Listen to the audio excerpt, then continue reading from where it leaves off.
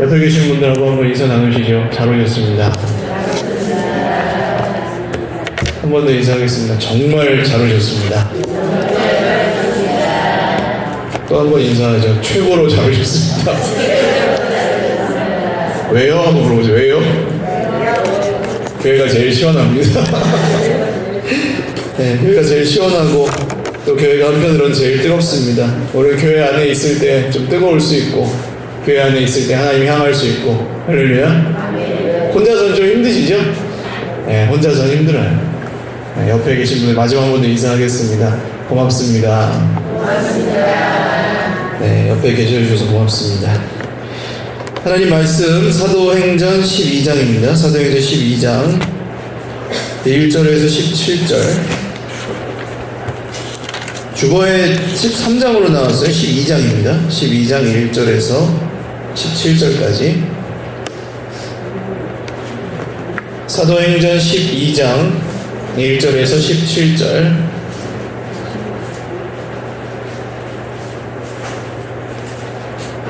(12장) 1절에서 17절 한 목소리로 같이 읽겠습니다. 그때 헤롯 왕이 손을 들어 교회 중에서 몇 사람을 해하려 하여 요한의 형제 야고보를 칼로 죽이니 유대인들이 이 일을 기뻐하는 것을 보고 베드로도 잡으려 할세 때는 무교절 기간이라. 잡음에 옥에 가두어 군인 내식인 내패에게 맡겨 지키고 6월절 후에 백성 앞에 끌어내고자 하더라. 이에 베드로는 옥에 갇혔고 교회는 그를 위하여 간절히 하나님께 기도하더라.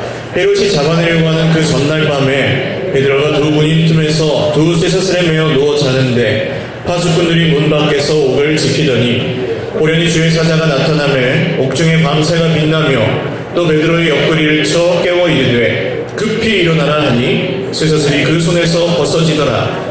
천사가 이르되 띠를 띠고 신을 신으라 하거늘 베드로가 그대로 하니 천사가 또 이르되 겉옷을 입고 따라오라 한데 베드로가 나와서 따라갈새 천사가 하는 것이 생시인 줄 알지 못하고 환상을 보는가 하니라. 이에 첫째와 둘째 파수를 지나 시내로 통한 쇠문에 이르니 문이 저절로 열리는지라. 나와서 한 거리를 지나매 천사가 곧 떠나더라. 이에 베드로가 정신이 들어 이르되 내가 이제야 참으로 주께서 그의 천사를 보내어 나를 헤롯의 손과 유대 백성의 모든 기대에서 벗어나게 하신 줄 알겠노라 하여 깨닫고 마가라는 요한의 어머니 마리아의 집에 가니 여러 사람이 거기에 모여 기도하고 있더라.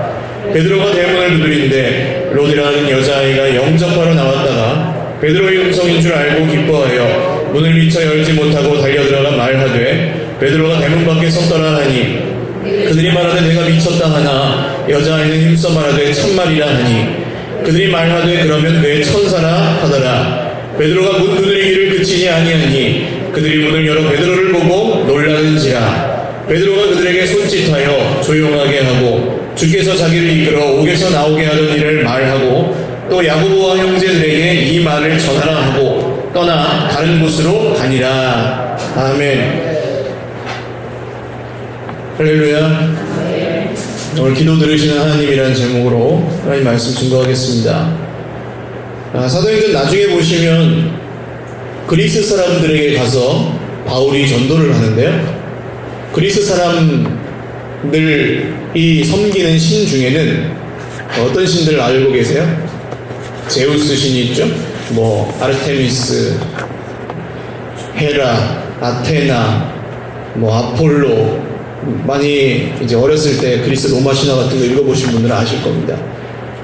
근데 그 중에 어떤 제단, 어떤 신전이 있었냐면 알지 못하는 신에게. 왜 알지 못하는 신에게라고 쓰여 있는 제단이 있었을까요?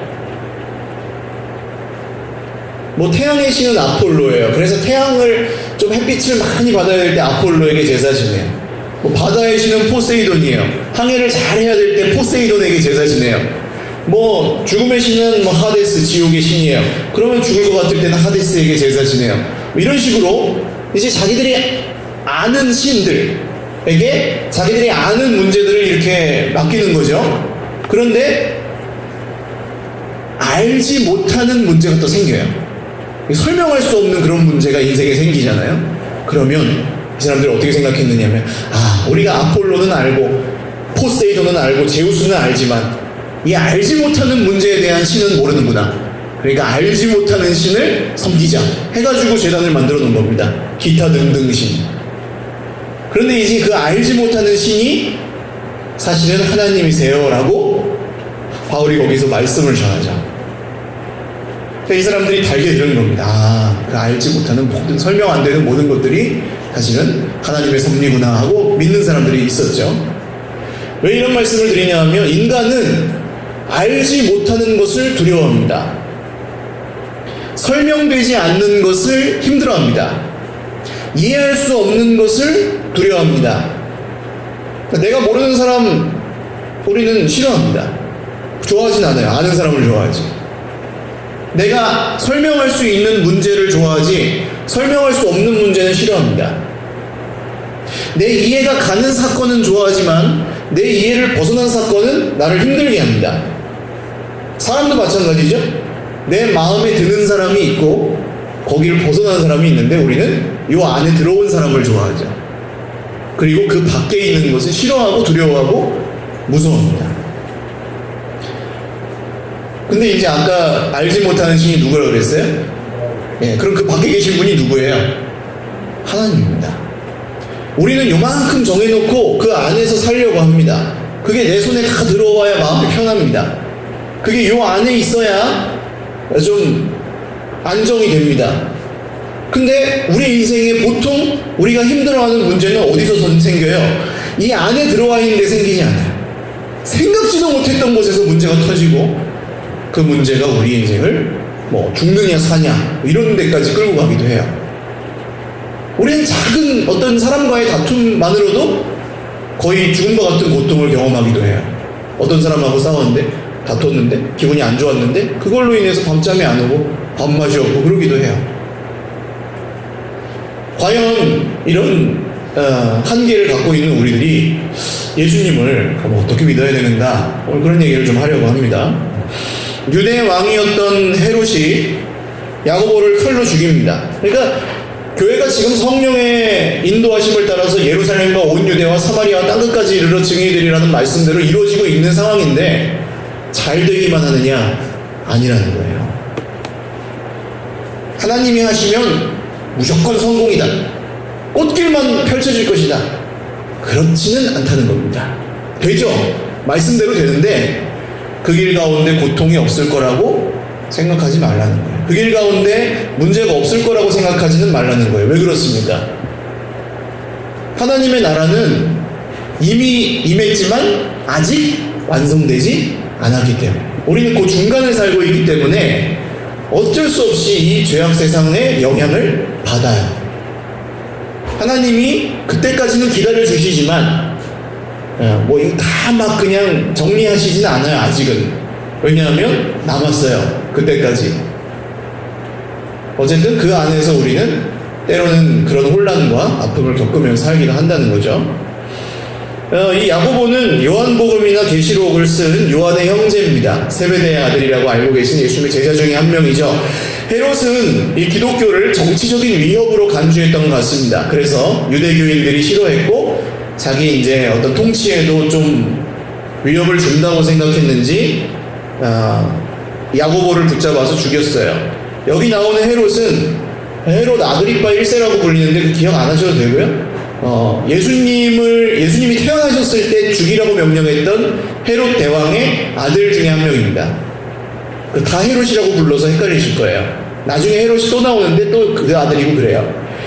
아버지와 아들이 비슷한 일을 한다는 게 씁쓸하죠. 예수님을 죽이려고 했던 헤롯 대왕의 아들이 지금 야고보를 죽였습니다. 그런데 눈에 가시 갔더니 야고보가 죽으니까 유대교인들이 아주 환호합니다. 대제사장과 바리새인들이 잘 죽었다 해요. 그러니까 이제 헤롯이 어때요? 이것 봐라. 한 놈 죽이니까 유대인들이 아주 좋아하네. 그러면서 이제 베드로를 잡아서 가둡니다. 죽이려고. 근데 왜 못 죽였냐? 바로 못 죽인 이유는 마침 6월절이에요.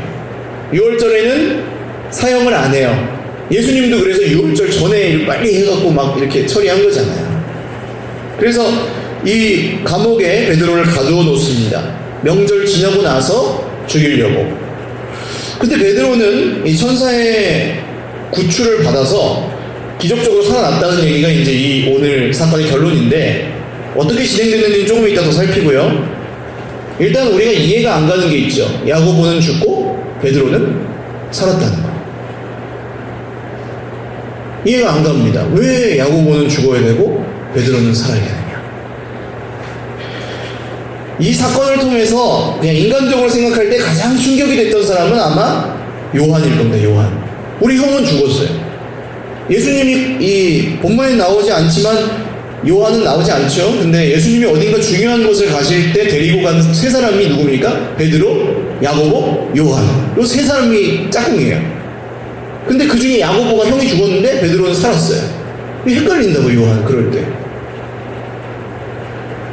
둘 다 죽었거나 둘 다 살면은 혼란이 없어요. 그거 설명되잖아요. 하나님이 둘 다 죽게 내버려 두셨구나. 하나님이 둘 다 살려주셨구나. 그러면 혼란이 없는데 한 사람은 죽었고 한 사람은 살았어요. 그래서 이제 인간적으로 생각하면 힘들었겠죠. 요한에게 못 들었으니까 아직 몰라요, 우리는. 근데 우리도 마찬가지입니다. 생각해보면 이런 일들이 우리 인생에 많아요. 우리 이해를 벗어난 일들이. 똑같이 예수님을 믿는데 어떤 사람은 부자고 어떤 사람은 가난해요. 똑같이 예수님 믿는데 어떤 사람은 맨날 아파요. 어떤 사람은 건강해요. 똑같이 예수님 믿는데 어떤 사람의 인생에는 뭐 문제가 없고 어떤 사람에게는 맨날 문제가 있고 어떤 사람은 똑똑하고 어떤 사람은 안 그렇고. 이거는 하나님이 우리를 다스리신다고 한다면 우리는 어떻게 느껴요? 하나님이 불공평하시다고 느낄 만한 일들이에요. 혼란스러운 일들이에요. 근데 우리는 이런 시험을 생각보다 자주 당합니다. 왜냐하면 세상은 우리 비교하거든요. 서로를 비교하고 저 사람이 있는데 난 왜 없어? 내가 있는 걸 생각하지 않죠, 잘. 저 사람이 있는데 내가 없는 걸 보통 생각하죠. 문제는 자기 책임도 있을 수는 있지만 대부분은 자기가 선택해서 그렇게 되는 게 아니라는 점입니다. 예를 들어서 아프리카의 원주민으로 태어난 사람하고 미국 뉴욕에서 태어난 사람하고 같을 수가 없어요. 아무리 이 사람이 노력을 해도 이 사람 같아질 수가 없어요. 진짜 기적적인 일이 일어나기 전에는. 근데 막연하게 이제 하나님이 그냥 이 모든 걸 다스리시고 조종하시고 뭐 그렇게 생각을 하면 불공평하죠. 하나님은 불공평한 분이죠. 그리고 그 불공평을 당하는 사람이 다른 사람일 때는 뭐 그냥 그렇다 치고 그 불공평을 당하는 사람이 나라고 느껴질 때 하나님 어찌하여 나에게 이런 시련을 주시나이까 이런 기도 해보시지 않았어요? 하나님 어찌하여 나에게 이런 시련을 주시나이까 어찌하여 나에게만 이런 시련을 주시나이까 주려면 다 주든지 안 주려면 안 주든지 이게 우리의 공평입니다. 근데 재미있게도 성경은 하나님이 이렇게 불공평한 일을 하시는 것처럼 보일 때 그것을 감추지 않고 그대로 적어 놓았습니다. 그리고 이 사실에 우리가 접근할 수 있도록 길을 열어놨습니다. 물론 우리는 그래도 다 알 수는 없죠. 그러나 이걸 그대로 적어놨다는 사실만으로도 위로가 되는 거예요, 우리한테. 왜요? 기독교가 만약에 만든 종교라면 이런 걸 적어요? 이런 거 안 적어. 말이 안 되는 거 안 적어요. 왜냐하면 말이 돼야 믿잖아요, 세상 사람들. 그래야 더 잘 믿잖아요. 왜 야고보도 살려주고 베드로도 살려줬다고 적으면 되잖아요, 꾸며낸 거면. 하나님 믿으면 다 살아난다, 이렇게 적어놓는 게 더 잘 믿을 것 같잖아요. 근데 그대로 그냥 적어놨어요. 이유가 뭡니까? 하나님은 묻지 말고 믿어! 믿어! 이런 하나님 아니라는 거예요. 무슨 공식처럼 설명해 주지는 않아도 하나님이 이런 일을 당할 때 혼란스러워하는 우리를 아신다는 거예요. 이렇게 적으셨다는 사실은. 이럴 때 우리가 어떤 혼란을 느끼고 어떤 걸 힘들어하는지, 그럴 때 무조건 믿으라고 우리를 윽박지르지 않으시고 하나님은 우리가 이 일에 대해서 어떻게 받아들여야 하는지 이런 사건들을 성경에 적어 놓으셔서 열어 놓으셨다는 겁니다. 그것만으로도 위로가 되죠. 왜냐하면 조금 생각을 바꾸어서 세상을 생각해 보십시오. 하나님을 선택하지 않고 세상의 원리를 선택해서 살아간다면 세상은 불공평한 일이 적나요, 많나요? 많죠? 세상이 근데 그걸 우리에게 다 설명해 줍니까? 우리가 세상에서 억압을 당하기도 하고 못 가져와서 서름을 당하기도 하고 남보다 힘이 약해가지고 막 빼앗기기도 하고 그런 일들을 만나는데 그때 그걸 뺏어가는 사람들이 세상이 우리에게 설명을 해주냐고요. 그 불공평한 일이 일어날 때 자 이건 이래가지고 이렇게 불공평한 거란다 이렇게 얘기하냐고요. 설명 안 합니다 우리에게. 그래서 우리 힘들죠. 억울하고 분노가 치밀어 오르고 한이 생기고 그래요.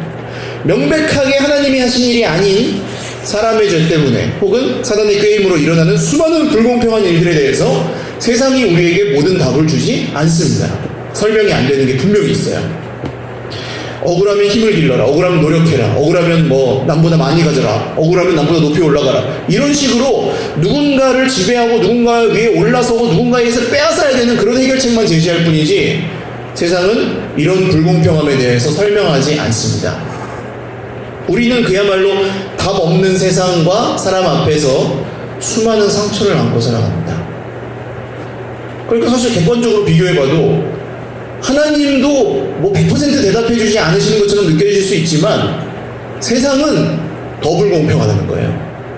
악한 걸로 따지면 우리는 뭐 다 예수님 믿으니까 뭐 비교할 것도 없지만 안 믿는 사람들이 생각해도 하나님이 모든 답을 못 주신다고 하지만 세상은 답을 더 못 줘요. 근데 우리에게는 어떻습니까? 성경이라는 게 있죠. 하나님이 열어놓으신 길이에요. 이만큼 알 수 있도록. 이 세상의 깨어짐 가운데 왜 불공평한 일이 일어나는지 우리에게 보게 하십니다. 성경을 통해서. 그리고 하나님이 특별히 개입하셨을 때 왜 그렇게 하셨는지도 보여주십니다. 그게 성경이에요. 이 세상이 왜 이렇게 불공평하고 왜 이렇게 깨져 있다고 합니까? 성경은 뭐 간단하게 아시잖아요, 여러분. 인간이 하나님이 되려고 했기 때문이에요. 자기 스스로 주인 되고 내가 하나님 되고 싶어 했기 때문에 깨지고 싸우고 하나님에게서 끊어져서 죽었습니다. 그게 사망이라고 하죠. 근데 하나님이 특별히 개입하셨어요. 그게 뭐예요? 예수님을 보내셨어요. 그 해결되지 않는 문제를 위해서. 이거 설명할 수 있냐고요, 우리가. 이런 보잘것없는 우리를 위해 하나님의 아들이 오셨다는 이 얘기를 우리가 어떻게 설명하고 어떻게 이해를 합니까? 이게 이제 성경이죠. 그러니까 우리의 모든 삶에 있는 문제들과 이런 혼란들은 사실은 성경 안에서 우리가 답을 어느 정도는 찾을 수 있다는 겁니다. 오늘 그런 말씀이에요. 이 말씀이 오늘 저와 여러분의 위로가 되실 수 있기를 주님의 이름으로 축원합니다. 베드로는 감옥에 갇혔고 교회는 그를 위해 하나님께 간절히 기도했다고 나오죠. 뭐라고 기도했을까요? 베드로를 어떻게 베드로가 사형을 내일 당하는데 마음이 좀 편하게 해주십시오 이렇게 기도했을까요? 죽음을 잘 준비할 수 있도록 뭐 이렇게 했을까요? 베드로를 살려달라고 기도했겠죠. 뭐 이건 이론이 없으시죠. 베드로는 감옥에 갇혀 있었고 그 다음날 사형입니다. 근데 그 전날 밤에 베드로가 자고 있는데 이 사람 대단해요. 내일 사형인데 자요. 누워져. 어떻게 자고 있는지 볼까요? 6절 같이 한번 읽겠습니다. 시작. 헤롯이 잡아내려고 하는 그 전날 밤에 베드로가 두 군인 틈에서 두 쇠사슬에 매여 누워 자는데 파수꾼들이 문 밖에서 옥을 지키더니 두 군인 틈에서 두 쇠사슬에 매여 있었습니다. 그리고 파수꾼 2명이 문 밖에서 지켰습니다. 4명씩 4패가 되는 군사가 그러니까 하루 24시간이면 6시간씩 교대로 자지도 않고 지켰다는 거죠. 무슨 뜻입니까? 절대로 도망갈 수 없다는 뜻입니다. 그런데 베드로는 자요. 이상합니다. 여호와께서는 그 사랑하시는 자에게 잠을 주시는 건지 뭔지 이 사람 신경이 굵은 건지 죽어도 괜찮은 건지 참 이해할 수 없지만 잡니다. 누워서 자요. 쇠사슬에 매여있고 옆에 군사가 칼을 들고 지키는데 자요. 근데 더 이상한 일이 일어납니다. 갑자기 천사가 감옥 안에 확 나타나가지고 빛이 쫙 비치면서 베드로를 깨워요. 베드로야 일어나라. 근데 베드로가 너무 깊이 잠이 들었어요. 안 일어나요. 그래가지고 성경에 보시면 어떻습니까? 천사가 옆구리를 차요. 야 일어나 빨리 일어나. 일어나 이렇게 신발 신어 옷 입어 허리 띠매. 이거 저희 집에서 매일 아침에 일어나는 일이에요. 일어나. 중간 신호. 언니 밥 먹어. 안 먹어요. 근데 비몽사몽이 애들.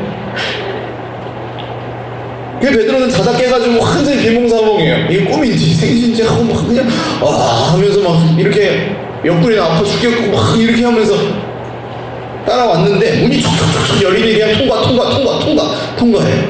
그리고 천사가 거리 하나를 지나서야 천사가 떠나갑니다. 아무 말도 안 해주고.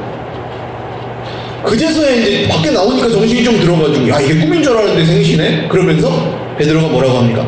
야 주님이 천사를 보내셔서 나를 살려주셨다. 할렐루야. 이렇게 베드로가 큰 간증이 생겼죠. 그래서 교인들이 모여있는 아지트로 갑니다. 유명한 마가의 다락방, 마가의 어머니 집이죠. 근데 교인들이 뭐하고 있었어요? 기도하고 있었어요. 베드로 살려주세요. 베드로 이렇게 기도를 하고 있었습니다. 베드로가 문을 두드렸어요. 기도가 응답됐어요. 할렐루야. 꽝꽝꽝 빨리 문 열어. 이 베드로는 누가 쫓아오면 잡히니까, 그죠? 그래가지고 빨리 문 열어 하고 있는데 이 안에서 로데라고 하는 여자아이 노예가 누구세요? 했다가 나 베드로야 빨리 문 열어. 오 베드로다 하고 열어줘야 되는데 안 열어주고 베드로가 살아왔어요 하고 쓱 들어갔어요. 베드로 답답해지 이거 왜 안 열어주고 가냐 이렇게 되겠죠. 근데 이제 들어가서 사람들한테 기도하고 베드로 이렇게 막 기도하고 있는 사람들에게 베드로가 살아왔어요 그랬더니 베드로 하는 사람들이 미쳤구나 네가 그러는 거예요. 성경에 그렇게 써있습니다. 네가 미쳤구나라고 말하였다. 설마 그럴 리가 있냐? 또 베드로 살려주세요. 베드로 살려주세요. 이상하죠? 웃기시죠 여러분? 성경에서 저는 이게 제일 웃긴 사건이라고 보거든요. 여종이 이제 로데가 아니요 진짜요 베드로예요. 근데 사람들이 뭐라고 합니까? 베드로. 야 그럼 베드로가 이미 죽어가지고 그 귀신이 천사가 유령이 왔겠지 하는 거예요. 살아왔다는 걸 압니다. 기도하는데 정해져 있어요. 그 밖에 있는 걸 기도하면서 믿지 않아요. 우리의 기도는 사실 그래요. 이게 뭐 일어날지 안 일어날지 확신도 없으면서 그냥 기도하는 거예요. 이렇게 연약해요. 이렇게 부족해요. 이분들이 그냥 날라리 신자가 아닙니다. 다 성령 받은 사람들이고 경건한 사람들이고 베드로를 사랑하는 사람들이고 교회를 사랑하는 사람들이에요. 이 사람들의 믿음이 부족해서 그랬다라고 할 수 없는 거예요. 이분들 우리보다 나아요 사실. 뭐 비교할 수 없겠지만 절대적으로 대단한 분들이라고요. 그런데 그런 분들의 기도도 이래요. 몰라요. 믿지도 않고. 기독교가 만약에 만들어낸 종교라면 이런 얘기를 쓸 필요가 없습니다. 일단 야고보도 살려줬고 베드로도 살려줬다. 믿으면 다 살려준다. 이렇게 쓰는 게 훨씬 유리하고요. 적어도 자기들이 실수하고 믿음 없었던 얘기를 쓸 필요가 없죠. 그 당시 사람들이 다 같이 믿고 있는데 부끄러운 얘기를 왜 써요? 근데 그대로 써놨습니다. 그러니까 이 사건은 우리가 이런 불공평하고 우리의 이해를 벗어난 일이 일어났을 때 어떤 자세를 가져야 하는지 보여줄 수 있는 거죠. 우리는 사실 세상의 모든 일에 답이 있다고 믿지는 않지만 마치 답이 있는 것 같이 행세하며 삽니다. 무슨 말씀이냐면 내가 다 알고 있다고 착각하는 거예요. 그게 언제 드러납니까? 누군가랑 생각이 다를 때. 내가 다 몰라도 기분이 확 나쁘죠. 저 사람이 나랑 다른 얘기를 하면. 내가 생각하는 게 다 맞다는 거예요. 그래서 누가 나한테 뭐라고 하면 기분 나빠요. 내가 다 설명할 수 있다는 거예요. 내가 설명했는데 다른 사람이 이상 다르게 설명하면 기분 나빠요. 그게 이제 우리가 가지고 있는 어떤 고집인가? 어떤 자존심인가? 여러 가지로 말할 수 있겠죠? 근데 어쨌든 우리 모두에게 그런 것들이 있습니다.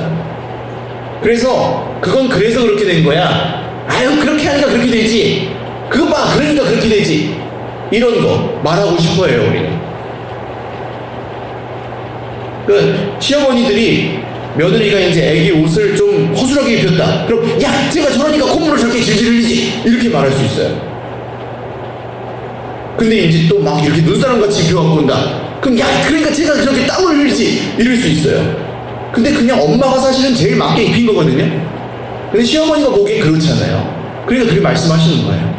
그럼 또 그렇게 말하면은 며느리 기분이 팍 나빠요. 어떻게 하는 거야, 그러면? 이렇게 되는 거죠. 내가 생각하는 게 맞다고 말하고 싶어 하고, 내가 다 설명하고 싶어 하고, 내 통제 안에 다 들어왔으면 좋겠고, 이런 마음이 모든 사람들에게 있어요. 별것도 아닌 거 가지고 그래서 우리는 기분 나쁘기도 하고 싸우기도 해요. 설명할 수 없는 것들을 설명하려고 하고, 정리가 안 되는 걸 자꾸 정리하려고 그러고, 해결 안 되는 것도 있는데 자꾸 내가 해결을 하려고 그래요. 책임을 못 지는 것도 있는데 내가 다 책임지려고 그래요. 그게 우리 인생의 어떤 이런 혼란 이상으로 우리를 힘들게 하는, 사실은 스스로 주인 되려고 하는 성향입니다. 이게 심해지면 그 사람은 현실과 아주 동떨어진 고집스러운 사람이 되기도 합니다. 사람들은 다 그렇게 안 보는데 자기 혼자 그렇게 봐요. 왜냐면 자기가 맞으니까. 그리고 누가 뭐라고 하면 기분 나빠. 그 사람들이 적이 돼요. 그런 분들을 세상에서 종종 보실 거라고 생각해요. 예수님 안 믿는 분들 중에는 그런 분들이 굉장히 많고요. 한번 고집 부리기 시작하면 뭐 어떻게 말릴 수 없는 분들. 감히 나한테 뭐라 그래? 내가 다 맞는데? 이런 식으로 반응하시는 분들. 그런 분들이 보통 올라가요. 자기 막 노력해가지고. 왜냐하면 자기가 다 맞으니까 자기 맘대로 해야 되니까 그러려면 올라가야 되잖아요. 그 높은 자리에 가서 다 망쳐요. 그런 것도 우리 많이 봅니다. 세상에서.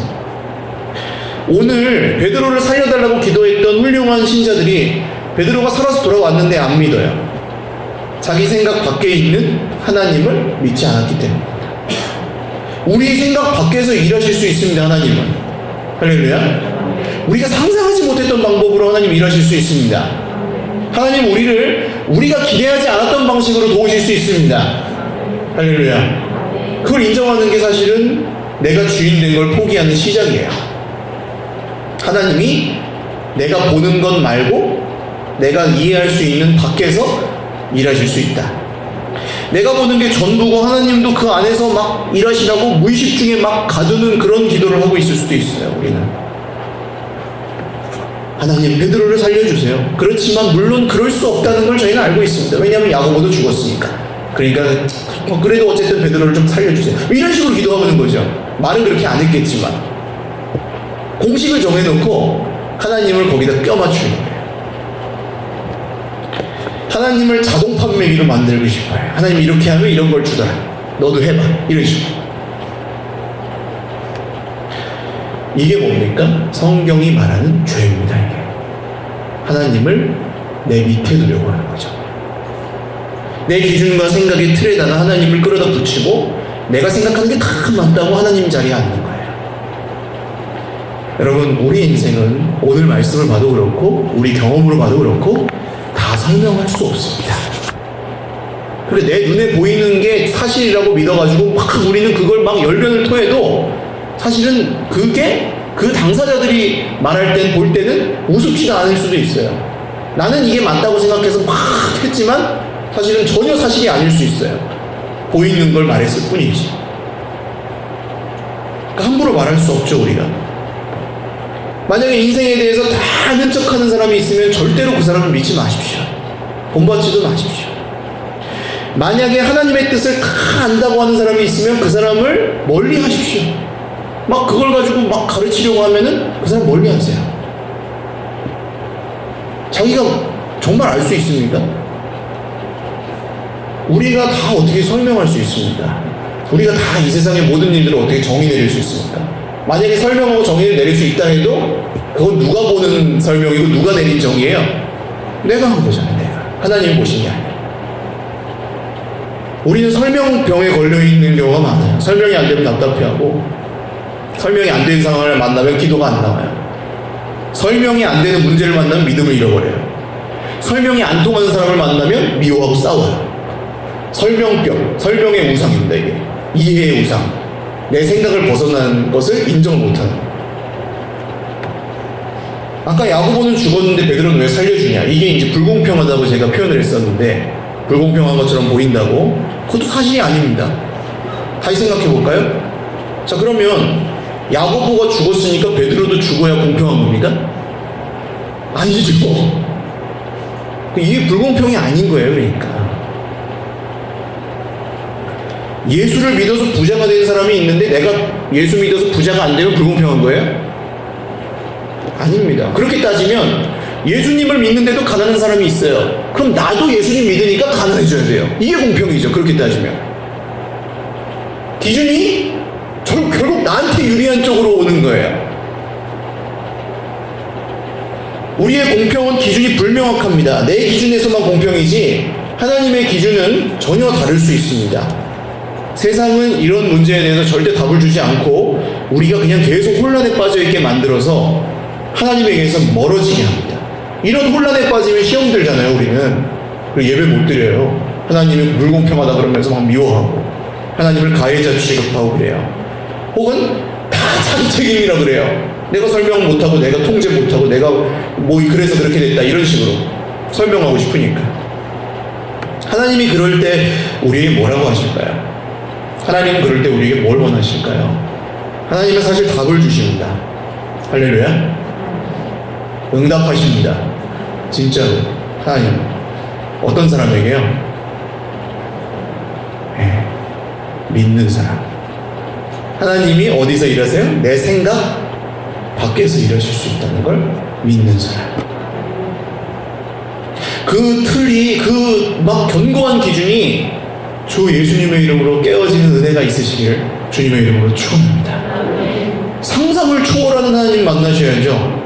상상 안에 계신 하나님 말고 내 생각 안에 갇혀 계신 내가 만든 하나님 말고 성경이 말씀하시는 전능하신 하나님을 만나셔야죠. 할렐루야. 여러분 그렇게 기대하고 기도하십시오. 베드로를 살려달라고 기도하고 계시면 베드로가 살아올 거라고 믿으시길 바랍니다. 그렇지 않으면 진짜 베드로가 죽어야 되는 상황이면 하나님 베드로가 죽음을 잘 준비할 수 있게 해주십시오. 적어도 그렇게 기도하는 게 정직한 거고요.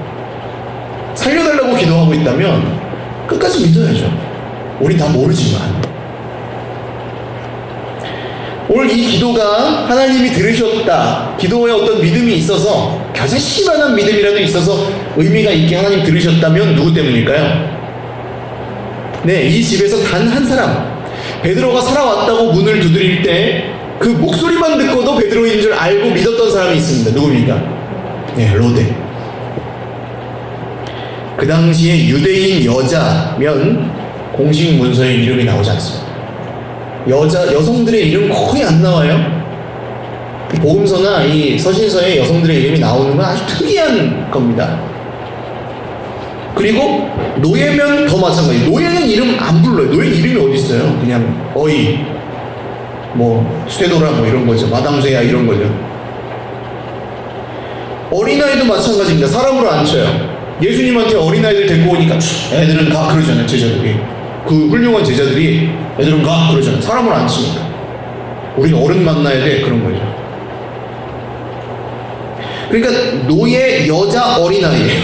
로데는 그 당시의 기준으로 따지면 사람이 아니에요. 그 집에서. 그런데 성경에 이름이 나와요. 로데라고. 하나님은 아무도 믿지 않는 기도 속에서 이 사람으로 인정받지도 못했던 로데의 기도를 쓰십니다. 그 믿음을 보십니다. 그리고 그 믿음에 답을 주십니다. 그 한 사람이 나을 수 있다는 것을 믿으시기를 바랍니다. 다 안 된다 그럴 때 그 안 되는 것 밖에서 일하시는 하나님을 믿으시기를 바랍니다. 그 겨자씨만한 믿음이 공동체를 살릴 줄 누가 알아요? 그 겨자씨만한 믿음이 우리 가정을 살릴 줄 누가 알겠어요? 그 겨자씨만한 믿음이 이 불공평으로 가득한 세상을 향한 하나님의 진노를 쉬게 할 줄 누가 알겠습니까? 하나님이 마음을 돌리시는 때가 가끔 있어요. 심판을 유예하시는 거죠. 아브라함의 기도를 들으시고 의인 10명만 있으면 내가 심판 안 할게까지 가세요. 근데 의인 10명도 없죠. 모세의 기도를 들으시고 야 이스라엘 다 끝장내버리고 모세야 다시 시작하자 그러시다가 모세야 너를 봐서 내가 약속을 지키겠다. 여러분, 불공평한 세상을 향해서 기대하지 마시고 믿음으로 하나님께 기대하실 수 있기를 주님의 이름으로 축원합니다. 상황 보지 마세요. 형편을 보지 마세요. 우리의 모습을 보지 마세요. 그런 걸로 하나님 응답하시는 게 아니에요. 오직 믿음으로. 할렐루야. 아는 척하고 다 설명하고 싶은 우상을 내려놓고 하나님이 하시는 일을 보게 해달라고 기도하실 수 있기를 주님의 이름으로 축원합니다. 하나님이 만약에 가해자라는 생각에 빠져버리면요, 이렇게 보게 됩니다. 야고보는 죽었는데 베드로는 살았어. 그러나 하나님은 나는 안 믿어. 이스라엘은 구원하는데 블레셋 사람들은 싫어해 하나님. 그러나 하나님 나는 안 믿어. 이 하나님 가해자죠. 불공평한 하나님. 이런 분들에게는 그냥 주인도 아니고 뭣도 아니에요. 그 사람 믿는다 그래도 안 믿는 거예요. 그런데 하나님을 주인으로 섬기는 저와 여러분은 어떻게 생각할까? 이럴 때 하나님, 야고보는, 여러분 성경을 잘 읽어보십시오. 야고보는 누가 죽였어요? 성경에 오늘 누가 죽였어요? 1절에 보십시오. 그때에 누가요? 헤롯 왕이. 누가 죽였어요? 헤롯 왕이 죽였어요. 하나님이 안 죽였어요. 헤롯 왕이 죽였어요. 성경에 그렇게 말하시잖아요. 그게 사실이에요. 근데 하나님이 가해자라고 보면 하나님이 안 도와줬고 얘는 도와줬고 이렇게 본다니까요. 하나님이 그러지 않았어요. 헤롯이 죽였어요. 그러니까 우리는 믿는 사람들은 어떻게 고백합니까? 하나님, 저 악한 헤롯 왕이 야고보를 죽게 하였지만 베드로를 살려주셔서 감사합니다라고 하는 거죠. 어떻게 다른지 아시겠습니까, 여러분? 믿는 사람들의 생각이 이렇게 다른 겁니다. 없는 걸 보지 않아요. 있는 걸 봐요. 안 주신 걸로 불평하기보다 주신 걸 찾아요. 할렐루야. 이게 믿는 사람들의 감사고 믿는 사람들의 기도입니다. 내가 다 정리하고 내가 다 설명하고 내가 다 이해하고 내가 다 통제해야 마음이 풀리면 그때 누가 하나님이냐고요. 그때 내가 하나님인 거예요. 그러니까 힘들죠. 그게 죄니까. 예수님이 십자가에서 해결하려고 하신 것이 바로 이 죄입니다. 스스로 주인 되어서 예수님 물으시는 거죠. 십자가에서 오늘도 물으세요. 네가 다 정리할 수 있니? 물으시는 거예요. 아니야, 내가 정리할게. 할렐루야. 맡기세요. 예수님 그렇게 하신다는데. 네가 다 설명할 수 있니? 아니, 내가 설명할게. 그러니까 우리 뭘 봐야 돼요? 성경을 봐야죠. 네가 다 이해할 수 있니? 아니, 내가 다 알려줄게. 내가 너희 눈을 열어줄게. 성경을 봐야죠. 네가 다 통제할 수 있니? 네가 다스려가 잘 되니? 아니야, 내가 다스릴게. 할렐루야. 십자가의 주님은 오늘도 그렇게 우리가 말씀하십니다. 이 믿음은 그래서 반드시 이거 하나만 잊지 마세요. 오늘 다 잊어버리셔도 돼요. 근데 믿음은 반드시 기다림을 동반합니다. 기다려야 돼요. 조금이든 많이든 기다리셔야 돼요. 왜냐면 우리 생각 밖에서 일하시니까 지금 보이는 형편을 따르면은 못 기다리지만 하나님이 일하신다는 걸 믿으면 기다려야 돼요. 왜냐하면 약속하시기 때문에. 하나님 약속하셨죠? 그리고 그대로 하시죠? 시간이 걸린다니까요. 그래서 말씀을 믿는 사람들은 기다려요. 나중에 봐요. 그래서 하나님이 주시는 답을 우리가 믿음 없는 우리가 그나마 얻으려면 적어도 기다려야 됩니다. 베드로가 왜 살았는지 우리가 조금 기다리면 알 수 있어요. 사도행전 15장에 보시면 회의가 벌어집니다. 이방인들에게 복음을 전해서 예수를 믿으면 이 사람들이 할례를 안 받아도 율법을 안 지켜도 그리스도인으로 인정할 거냐 라는 주제예요.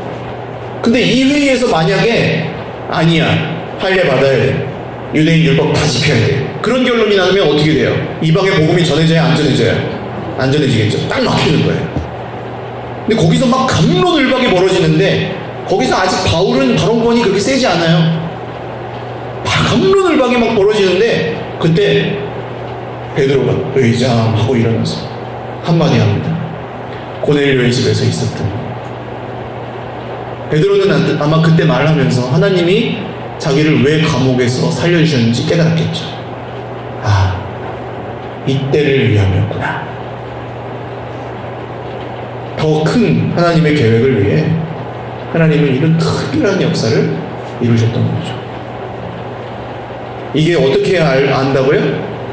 기다려야 할 수 있다고요. 할렐루야. 여러분, 우리가 생각하는 것보다 조금 더 기다리실 수 있기를 주님의 이름으로 축원합니다. 그런 사람 뭘 할까요? 기도합니다. 그쵸? 생각하는 것만큼까지만 기다리는 사람은 기도 안 해요. 그냥 포기하지.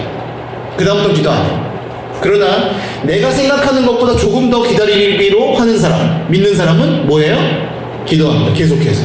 할렐루야. 그리고 그 기도가 지루하지 않아요. 왜요? 믿으니까. 문 밖에 베드로가 오게 될 것을 믿으니까. 그런 기도를 하실 수 있기를, 그런 기도로 쓰임 받으실 수 있기를 주님의 이름으로 축원합니다. 하나님을 다스리지 않고 하나님이 우리 인생을 다스리신다는 걸 믿으시길 바랍니다. 우리가 짜놓은 생각의 틀 속에서만 하나님 일하시는 게 아니라 하나님은 그 밖에서도 일하실 수 있다는 것을 믿으시기 바랍니다. 그리고 하나님의 그런 기적을 삶 가운데 경험하시기를 주님의 이름으로 축원합니다. 이제 결론이에요. 우리 찬양하려고 하는데요. 우린 다 몰라요, 여러분. 그러나 하나님은 하나님의 일을 지금도 하고 계세요. 하나님을 버리고 세상을 택해도 세상이 우리에게 다 설명해주지 않는다는 걸 꼭 기억하십시오. 더 좌절하게 할 뿐이고요. 만약에 우리가 세상을 택해서 우리 스스로 주인 되어 산다면 마지막에 남는 건 뭐예요? 죽음에 대한 공포, 뭐 이런 거밖에 안 남죠. 이런 것이 생각하시면 좀 도움이 될 것 같아요. 어떤 아이가 부잣집에 태어났습니다. 근데 이 아이에게 말할 수 없는 출생의 비밀이 있어가지고 일주일 만에 버려졌어요. 부잣집에 며칠 살았다고요? 일주일. 그리고 버려져서 평생. 그런 아이가 있고, 어떤 아이는 보육원에 태어났어요. 고아라서 그냥 엄마 아빠가 이제 보육원에 갖다 맡겼나 보죠.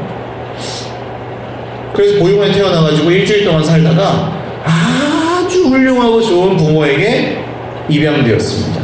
보육원에서 며칠이요? 일주일. 그리고 좋은 부모님 밑에서 평생. 어떤 게 나을까요? 어떤 게 나을까요? 우리 인생은 요 일주일 같습니다. 갓난아기 같아가지고 기억도 못하고 거의 아주 우리가 하나님께 받을 그 영원한 나라와 비교한다면 100년이어도 아주 찰나에 불과합니다. 주께는 1000년이 하루 같고 하루가 1000년. 우리는 그 작은 시간에 뭐 똥 싸고 오줌 싸고 우유 먹고 싶다고 울고 하지만 그때 겪는 고통이나 어떤 그런 것들은 이때 받는 그 좋은 부모 밑에 하나님의 자녀니까요. 우리는 그 나라에서 얻게 될 것들과 좋게 비교할 수 없어요. 할렐루야. 그럼 여기서 그게 일주일 하냐 6일 하냐 5일 하냐 이거는 크게 중요하지 않아요. 이쪽이 믿어지는 여러분 그 소망을 품고 이 찰나의 순간 같은 물론 힘들죠.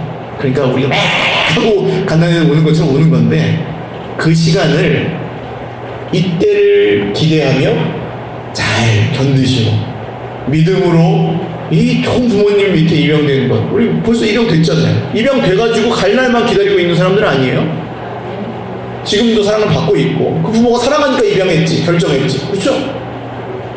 그 날을 기다리면서 소망하면서 오늘의 모든 고난을 능히 이기는 저와 여러분 되시기를 주님의 이름으로 축원합니다. 다시 찬양하고 기도하죠. 기도할 수 있는데 왜 걱정하십니까? 신대 좀 켜주세요.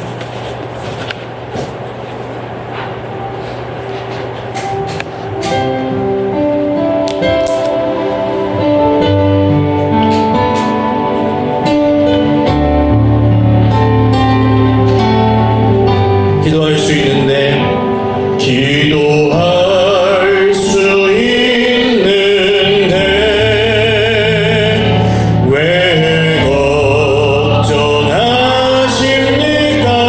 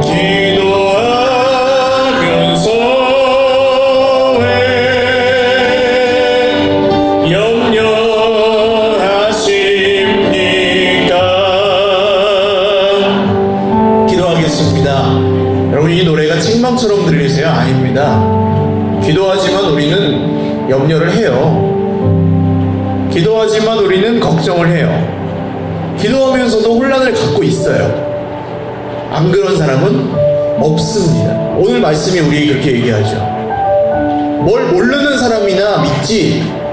아니, 복잡한 세상 속에 많이 당하고 억울한 설명 안 되는 그런 아픔들을 갖고 있는 우리는 기도하면서도 혼란도 있고 불안도 있고 염려도 있고 걱정도 있어요.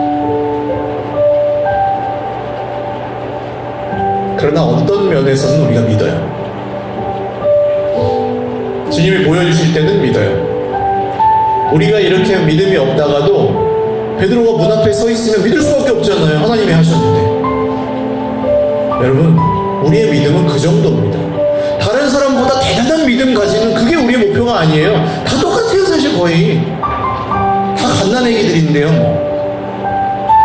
입양될 그날만, 완전히 입양될 그날만 기다리고 있는 거죠. 죄책감으로 기도하지 마십시오. 주님, 정말 우리 인생 가운데 주님이 우리의 기대와 우리의 이해를 뛰어넘어서 일하실 수 있는 분이심을 믿게 하여 주옵소서.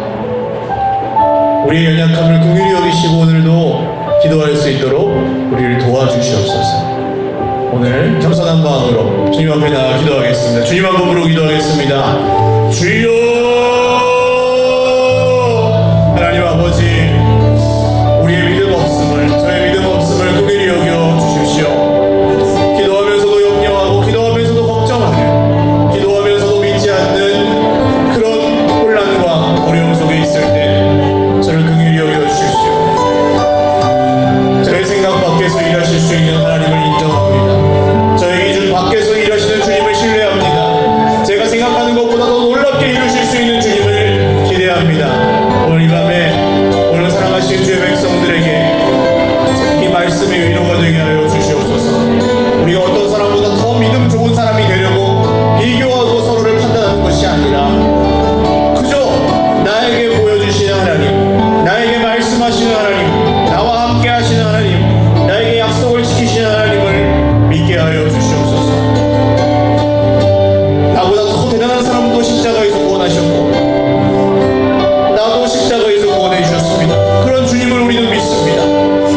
공평하게 나보다 많은 걸 가진 사람도 예수 피로 구원받았고 나도 예수 피로 구원받았습니다. 우리 그런 예수님을 믿습니다. 주님, 오늘 이 밤에 죄 백성들 모두에게 이 말씀이 위로가 되어서 보이는 세상의 형편과 문제와 모습에 사로잡히지 아니하고 설명하고 정리하고 해결하고 싶은 모든 욕구, 그런 우상으로부터 벗어나 주님을 따르게 하여 주시옵소서. 우리의 연약함을 긍휼히 여기시는 주님, 정말로 성령으로 오늘도 우리의 기도를 도우시고 우리가 기도할 때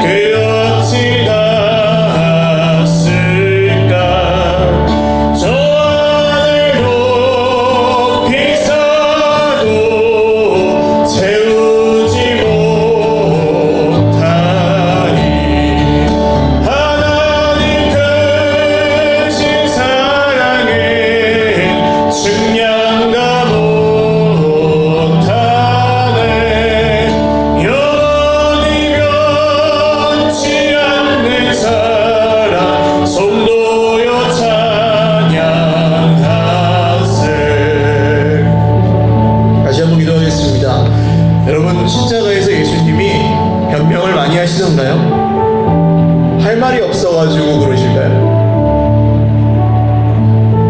그 이유는 사랑은 설명할 수가 없기 때문에. 하나님의 사랑을 어떻게 설명을 해요? 우리가 사랑한다 그래가지고 아들을 줍니까? 생명을 줍니까? 우리 이해를 못해요, 그걸. 이게 자꾸 설명하려고 그러면은 함정에 빠집니다. 네 설명이 맞냐, 내 설명이 맞냐 그러면서 싸워요.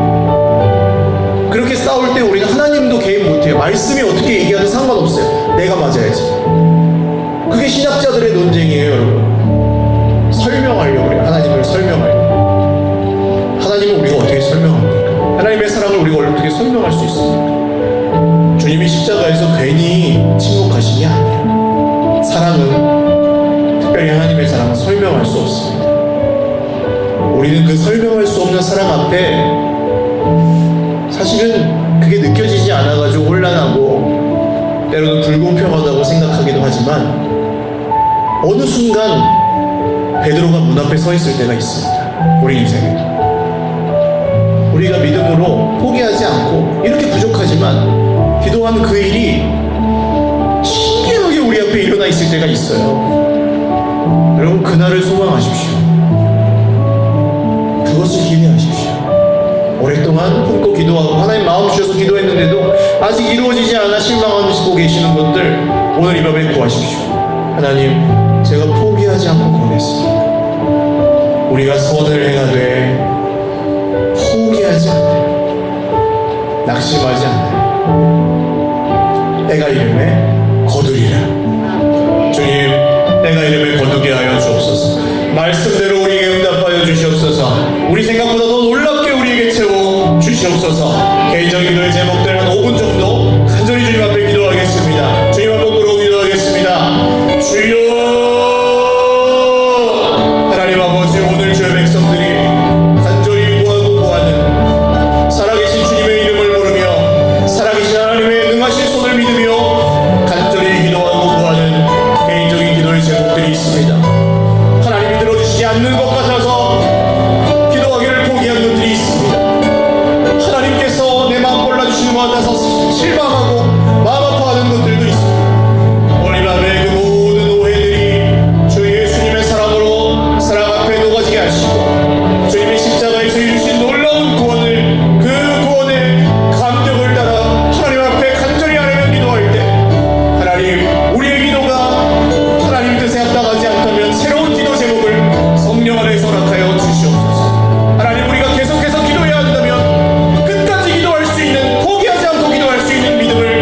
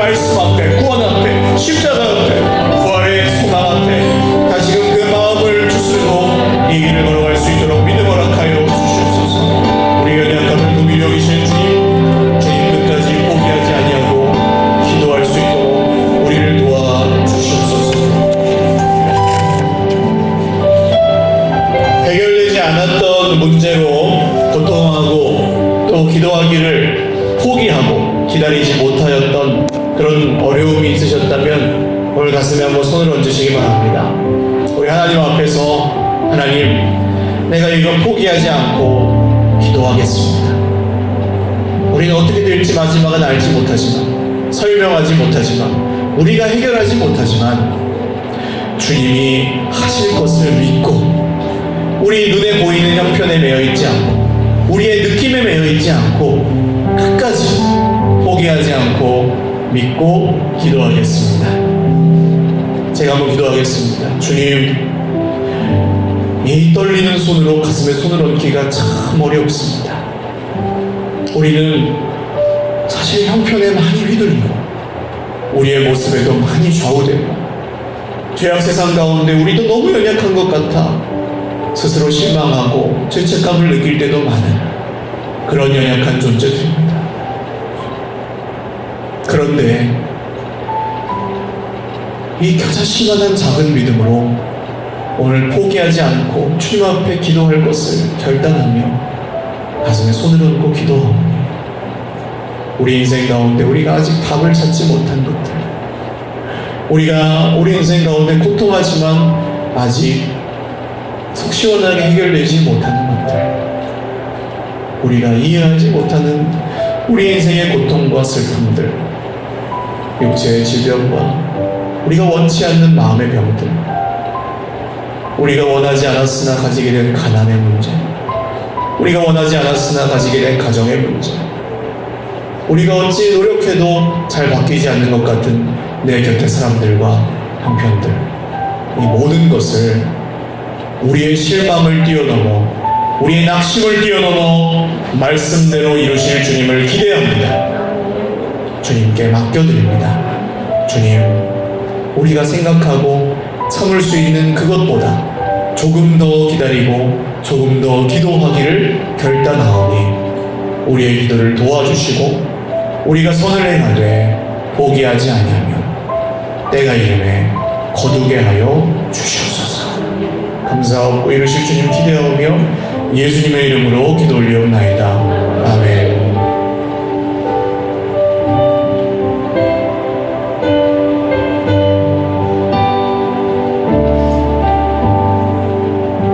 내 영혼이 은총이와 준한 죄짐 얻고 보니 슬픔 많은 이 세상도 천국으로 가도다. 할렐루야 찬양하세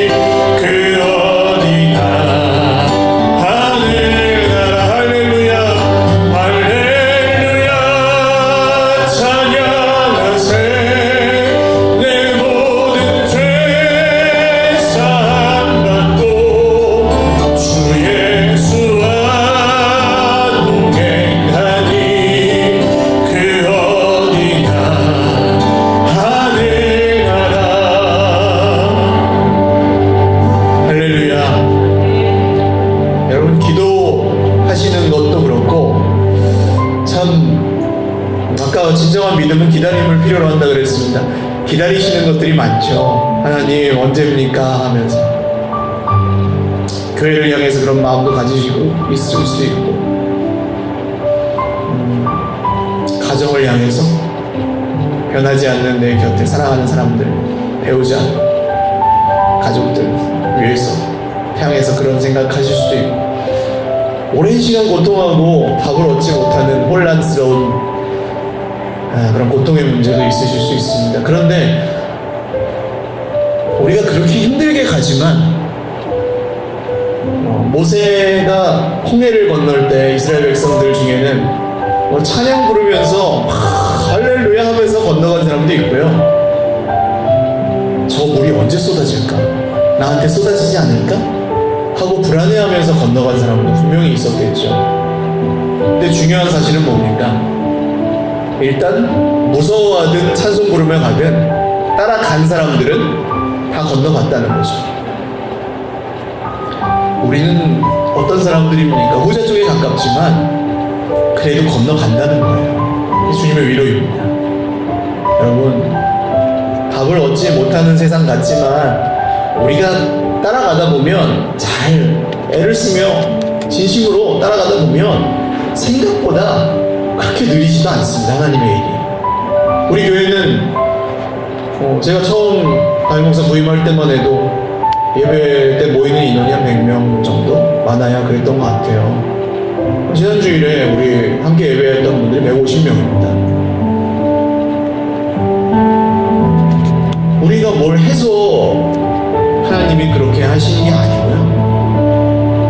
하나님 앞에서 신실하게 이렇게 기도하는 자리를 지키시고 매주 모이며 하나님을 믿은 우리 믿음의 사람들이 하나님이 주신 선물을 받는 거죠. 여러분, 이런 선물은 저 여러분의 가정에 약속되어 있는 줄 믿으시길 바랍니다. 이런 선물이 저 여러분의 인생에 앞으로도 무궁무진하게 약속되어 있는 줄 믿으시길 바랍니다. 저 마지막 날에 주실 선물도 너무 귀하고 영광스럽지만 이 땅에서도 하나님은 우리에게 그런 복을 주시는 줄 믿으시길 바랍니다. 오늘 그 믿음으로, 그 소망으로 하나님께 감사 기도 드리셨으면 좋겠어요. 주실 것을 믿음으로 바라보고 받은 줄로 믿고 감사하며 기도하십시오. 오늘 이 밤에 잠깐이지만 하나님 주신 줄로 믿고 받은 줄로 감사하며 기도합니다. 주여, 우리 기도에 응답하실 것입니다. 주님 일하여 주실 것입니다. 여러분, 기도 제목을 그렇게 올려드리며 같이 기도하겠습니다. 하나님 아버지, 주신 줄로 믿습니다.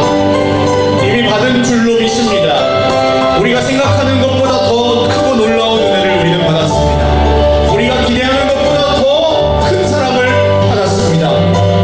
그래서 우리는 지금 이 고통 많은 세상, 이 불공평한 세상 속에서도 하나님을 찬양하는 하나님의 백성들로 살 수 있게 되었습니다. 주님, 이 놀라운 사실 앞에서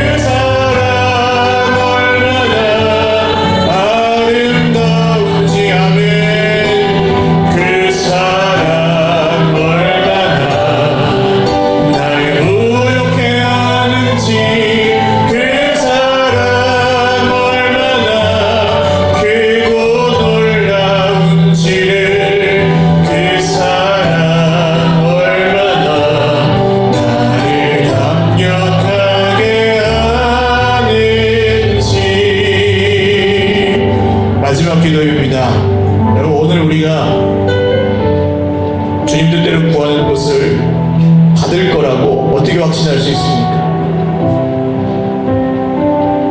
하나님이 우리를 사랑하시기 때문에.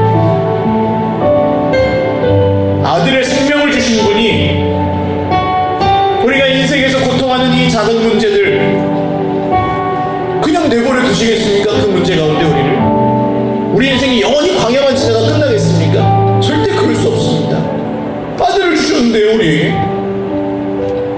하나님이 베드로가 문 밖에 서 있는 그날이 오게 하십니다. 믿음으로 기도하십시오. 하나님이 눈길만 주셔도, 손길만 주셔도 우리 야속하게 여기면 안 돼요. 하나님이 우리보다 우리를 더 잘하세요. 하나님 왜 이렇게 느려요? 이런 기도 할 필요 없어요. 그런 기도, 원망하는 기도 해봤자 우리 마음만 아파요. 하나님 가해자 아니에요. 헤로당이 죽였잖아요. 자책하지도 마십시오. 우리가 부족해서 이런 일이 일어났구나. 하나님이 부족한 우리를 사랑하신대잖아요. 자책하지 마십시오. 기도를 안 해가지고 이렇게 됐구나. 자책하지 마십시오. 기도한다고 해서 문제가 안 생기나요? 주님이 오늘 우리에게 원하시는 것은 단 한 가지. 아들을 주신 하나님이, 우리를 사랑하신 하나님이 절대로 우리를 내버려두지 않으신다. 반드시 도우시고 반드시 살리시고 반드시 주님이 원하시는 그곳에 이르게 하실 것입니다. 그 믿음으로 오늘 밤에 끝까지 기도하실 때 우리 교회학교 여름행사 위해서 기도해 주십시오. 전가족 수련회 위해서도 기도해 주십시오. 그리고 이 모든 행사를 통해서 행사로 그냥 끝나는 것이 아니라 우리의 마음에 주님의 그 사랑이 더 깊이 새겨질 수 있게 해달라고, 우리가 더욱 주님을 사랑하고 서로를 사랑하는 주님의 몸된 교회 공동체가 될 수 있도록 해주시라고 기도하시고, 개인적인 기도의 제목들로 기도하고 자유롭게 기도하시다가 돌아가시기 바랍니다. 우리 주님 찾고 기도하겠습니다. 주여, 주여, 주여. 하나님 아버지, 아들의 생명을 주신 하나님이 우리의 인생에 이 정말 작은 문제, 지나갈 문제들을 가운데 우리를 그냥 버려두지 아니하시고 오늘도 기도하는 하나님의 백성들을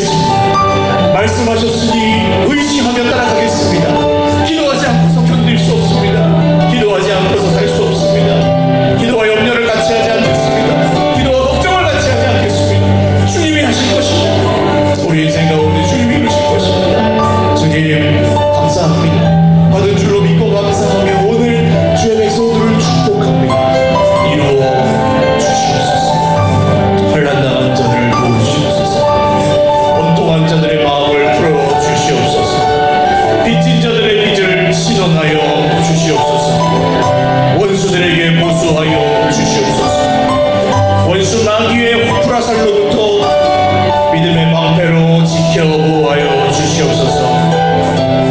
심령과 골수를 질러 쪼개는 말씀의 검, 성령의 능력으로 살게 하여 주시옵소서. 오늘도 주의 말씀을 의지하여 광야 같은 세상에서 하늘 양식 주님의 생명의 떡으로 만족하며 살게 하여 주시옵소서. 순종하며 나아갈 때 말씀에 약속하신 모든 복을 인내하며 기다리고 반드시 받게 하여 주시옵소서.